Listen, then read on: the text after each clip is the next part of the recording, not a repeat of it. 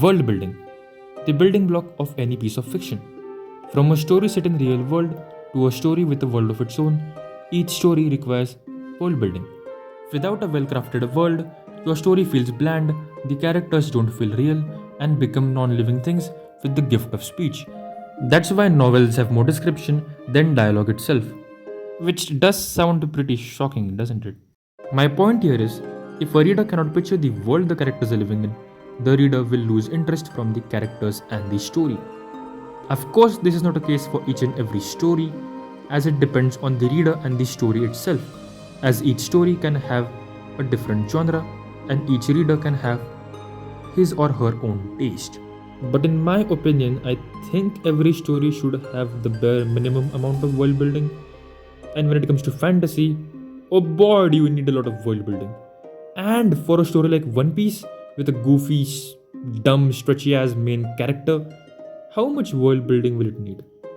For me, without Oda Sensei's intricate and detailed world building on the course of 27 years, One Piece would not have been as popular as it has become now. And I'm serious, One Piece would not have become near as popular as it has become now without its world building. And why is that exactly? Well, hop on the Going Oshi is Dead. Hop on the Thousand Sunny, wear your straw hats, and come on this voyage with me as we explore the art of world building and the world of One Piece.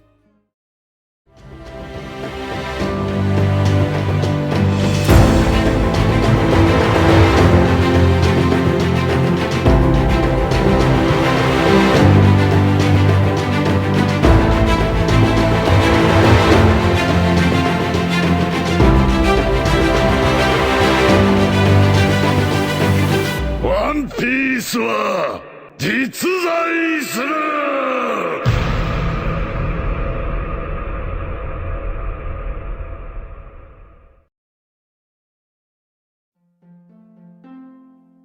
So, before we explore the world of One Piece, let's take a quick look at Lord Google's definition of world building. World building is the process of constructing an imaginary world or setting, sometimes associated with a fictional universe. Developing the world with coherent qualities such as history, geography, culture, and ecology is a key task for many science fiction or fantasy writers. So, before moving on to the next part, let's thank Lord Google.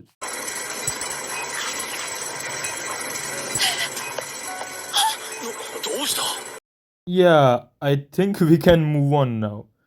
So, just to be clear, I am not an expert of world building myself, so I may make some mistakes here, but hear me out. For me, world building is not just the history, lore, rules, geography, culture, etc. of your fictional world. For me, world building is also the characters which live in the fictional world, their personalities, and their histories. To understand my point more clearly, let's take a look at Grisha's flashback from Attack on Titan. This flashback puts various things into perspective, things we were confused about before.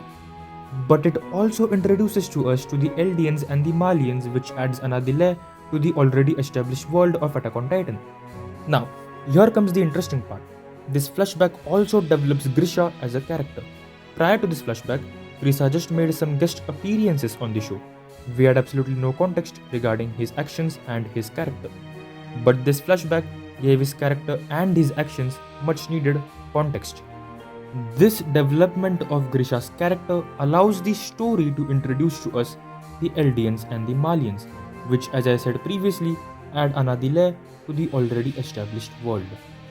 Grisha's story also explains to us why this information was kept hidden from our main characters and the viewers. Not only this, it also connected other previously established characters such as Rainer, Annie, Bartender to the plethora of new information which were just given to us. My point here is, for your world to be well crafted, your characters should be well crafted as well. But if you remember in the intro, I said if only your characters are well established in the story, then the story will feel bland. And I still stand by that point, because here's when the other factors mentioned by Google, such as history, geography, culture, etc., come into play. So the conclusion here is, if your characters are not complementing the world you have crafted, then the story will feel bland. And in the same way, if your world is not complementing the characters you have written or established, then also the story will feel bland. And that's why all these factors together will make a well crafted world and an interesting story. And with that, I think we have completed the definition of world building. So, after almost 6 minutes of my bickering, we can finally move on to the world of One Piece.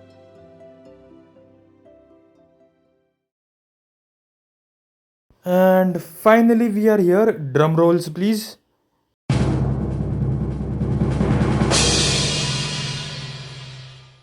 Now, let's do a quick synopsis of the world of One Piece. What makes this world so vast, and which factions operate in this world. To start off, there are uncountable islands in this world, and it is established pretty early on that each island will be different from the other. This allows Oda Sensei to do whatever he wants. Basically, he has given himself complete freedom, which is pretty poetic. But anyways, you can get more on this topic in Melante's Freedom of Genre video, so yeah, you can check that out if you want. Moving on, most of the islands are populated by normal citizens, aka the unnamed useless characters who are just there for aesthetics. On the contrary, there are islands like Hachinosu, which is a pirate island, and Sabaody Archipelago, which is the island of slavery. Now these are the fun islands. Wait. I don't mean slavery is fun, I mean the island is fun. I am not helping, am I? So anyways, there are also islands belonging to the world government and marines such as Marineford and Enies Lobby. And there are also monarchies in One Piece, as the 20 royal families formed the world government in the first place. That's the basic gist of the One Piece world. And now One Piece also has various different factions, as I mentioned earlier. We already talked about marines and pirates. Apart from these, we have the world government, revolutionary army, sword, cipher pole, god's knight, celestial dragons, and the list goes on and on. So with that, I think I will conclude the synopsis of the One Piece world, and now let's take a trip down memory lane and discuss the brilliance of Roger's execution scene.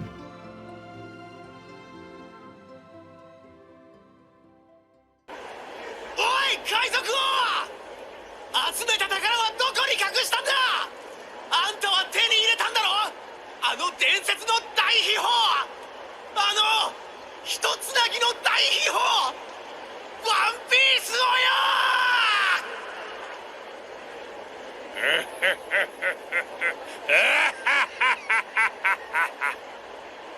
俺の財宝か。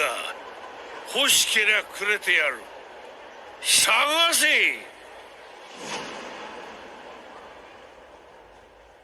この世のすべてをそこに置いてきた。Ah, the nostalgia. But seriously, what an incredible way to introduce your world to the viewers. This scene does several different things brilliantly. To start off with, it explains that the One Piece is a treasure and Roger was the first one to find it. It establishes the fact that Roger became the king of the pirates by finding the One Piece, and the marines captured him for the same reason. To sum it up, this scene explains to us that the major conflict going forward will be between pirates and marines.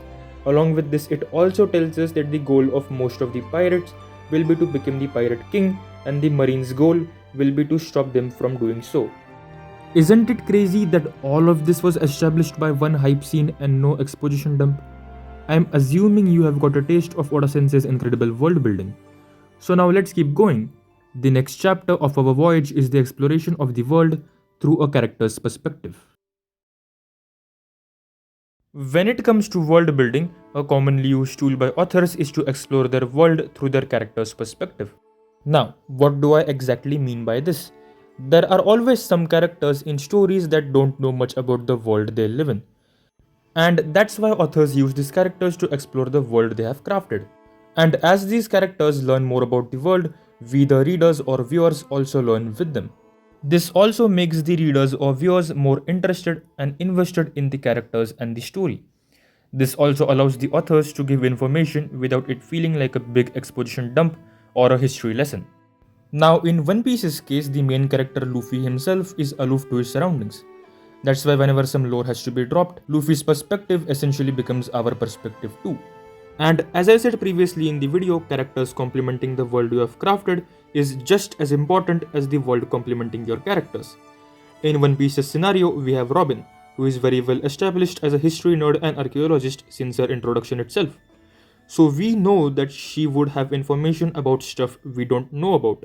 Robin's character allows Oda Sensei to give us new information, as she is a stark contrast to Luffy's character in terms of knowledge. Whenever Luffy is dumbfounded, Robin is present to give him and us, the audience, the information she has, as essentially we share the same perspective as Luffy when it comes to our knowledge of the One Piece world. The scene when Garp tells us about Dragon being Luffy's father for the first time is a perfect example of what I just mentioned. In this scene, Luffy is completely dumbfounded, so are we, the audience. But from the reactions of the other Straw Hats, we can gather that Dragon is a very important figure in the One Piece world. And then, of course, Robin provides us the much needed information about Dragon and the Revolutionary Army. The fact that Dragon's connection to Luffy was foreshadowed in Lockdown is just insane, and the introduction of Revolutionary Army adds a whole another layer to the world of One Piece. And all of this was achieved with just a usual interaction of the Straw Hats, and it just feels so natural. This is what patient world building can achieve. And I am not saying only One Piece uses this method of exploring the world through a character's perspective. Many other stories also do it. But the thing which puts One Piece above most of these stories, for me at least, is the writing and development of these characters. Robin's character is not just there to give us information about the world. She is a very well written character. She has her own story, her own dreams, and her own little journey. You remember how in Alabasta, Skypiea, Fishman Island, and Wano Country, we get to see Robin learning new information about the One Piece world by reading the poneglyphs. I love those scenes because they not only provide us more context and mysteries about the One Piece world, they also keep us hooked in Robin's character's journey. So we get world building and character development at the same time. That's the reason why I put One Piece above other stories. One more thing I'd like to add is character perspective also gives us different shades of the same world. Each character can have different views regarding the world they live in. Like for Luffy, pirates are cool and free. But for Nami, at least in East Blue, pirates were scumbags, and that makes sense considering her backstory. In the same way, when Kobe was a core boy on Alvida's ship, from his perspective, all pirates were pieces of shits. And again, can you blame him? No. But just like Nami, Kobe's perspective changed when he met Luffy.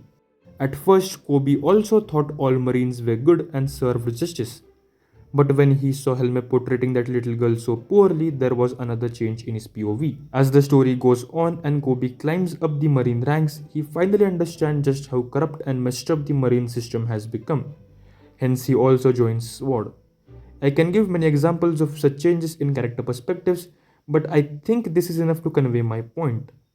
To sum it up, giving your audience various different perspectives and shades of your fictional world makes the world and story more complex and interesting. As there are no pure evil or pure good factions in One Piece. Not all marines are evil and not all pirates are cool. And I think our voyage can now finally move on to the next chapter.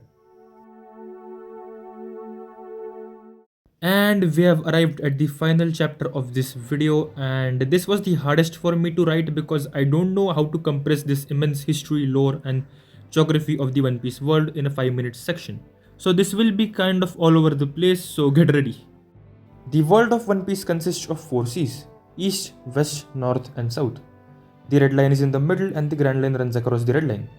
We also have the New World and the Calm Belt. This does sound like a simple setting, and yes, it is simple. But that's the reason why Oda Sensei can be so creative with designs of individual islands.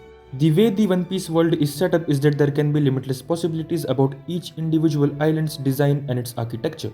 One more thing to note here is that the Grand Line is surrounded by the Calm Belt, which is very smart because it gives a reason as to why the pirates cannot escape the Grand Line easily. Another thing is that the Marijoa placed at the top of the red line. It is thematically brilliant. It shows how the celestial dragons, 5 elders and Emu view themselves as. They think of themselves as gods. That's why they sit above the rest, watching and controlling everything from the top. This is another example of the infamous show don't tell. Now, as I said previously, One Piece has many islands, and they all have their unique characteristics. Skypiea is one of the islands I want to talk about. Skypiea has some of the best world building I have read in One Piece.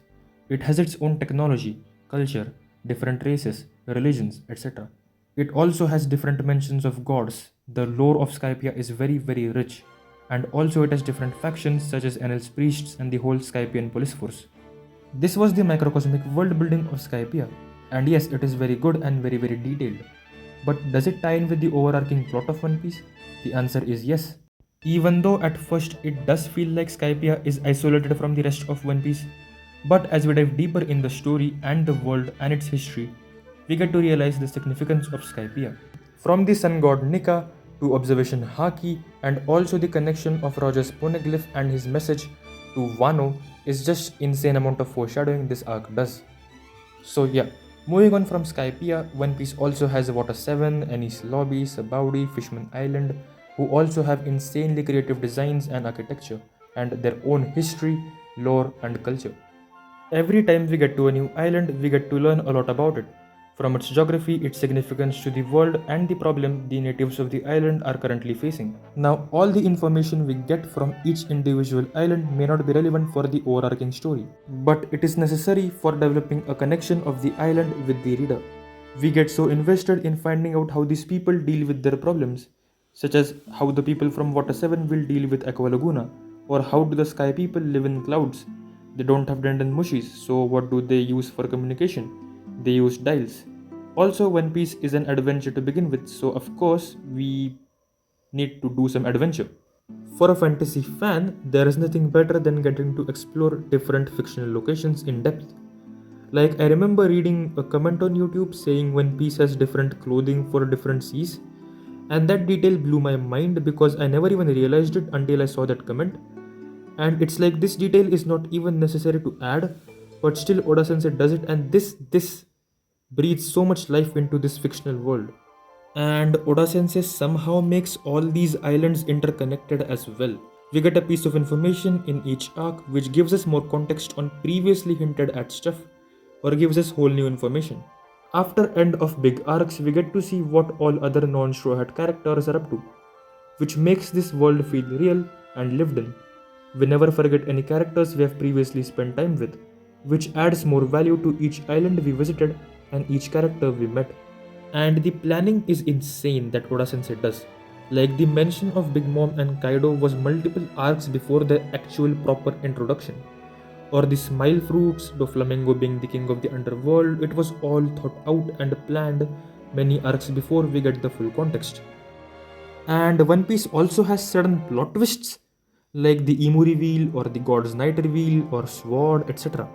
And it makes sense because even in real life, we don't know everything what is going on behind the scenes. And also something like Sword makes sense anyways. There can be a whole video on the politics of One Piece, so yeah, leave that aside for now. And the slow revelations we get regarding the history of this world keeps us hooked for more. Like, I don't know about you guys, but I am so excited for the God's Valley flashback or the Void Century flashback. I think at this point Oda Sensei has just perfected the balance between planning and improvising. We have absolutely wacky designs of characters and fantastical designs of islands to the terrifyingly real themes explored in this world, and the various genres weaved in. I think this is the reason why One Piece works, and this is the reason why One Piece is so popular. It's world building. And that's that for the video. I hope you guys enjoyed this video because this is my first video, so yeah. And before ending the video off, I just want to say we are not just witnessing the beginning of the end of another anime, manga, or work of fiction. We are on the cusp of the final saga of a story that has impacted countless lives. It has inspired us to believe, to hope, to laugh, to cry. We are witnessing the final saga of the greatest tale ever told, One Piece. Thanks for watching. 海賊王に俺はなら